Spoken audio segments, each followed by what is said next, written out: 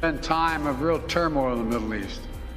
But as I prepare to leave office, our friends are strong, our enemies are weak, and there's genuine opportunities for a new future.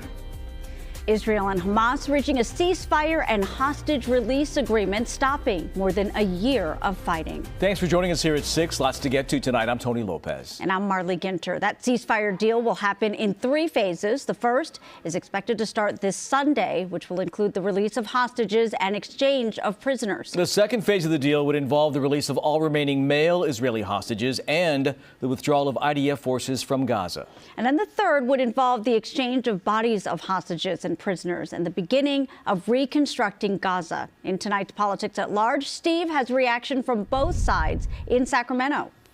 Well, guys, we have seen these clashes on UC and CSU campuses. We've seen protests inside Sacramento City Hall chambers over this Israeli-Hamas conflict. Now the question is, will the ceasefire mend the emotions in our communities? This is our prayer book that we use. Rabbi Ben Herman at Mosaic Law Congregation in Sacramento shows the pictures of 2 Israeli hostages taken captive October 7th. His synagogue is sponsoring. Israeli officer Omer Wenkert and Israeli citizen Keith Siegel. He was taken. He was forced for his car to be driven to Gaza. Herman is concerned the announced ceasefire won't last. Based on the history, unfortunately, I do not think that will happen.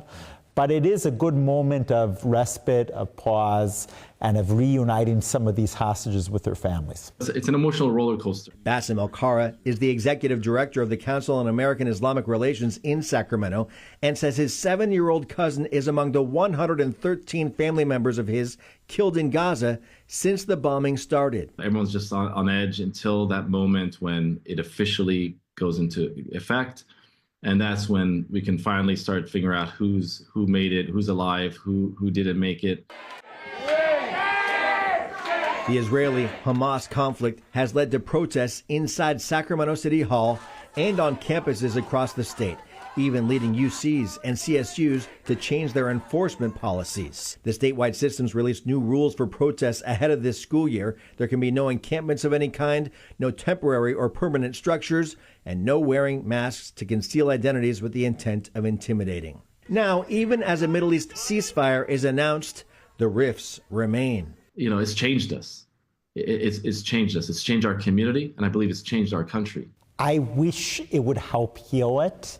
I'm really not sure it will. This ceasefire is bringing these Sacramento civic leaders no sense of peace. So even amongst the celebration, some skepticism as well. The details of the ceasefire are still coming out, but again, it is expected to go into place on Sunday.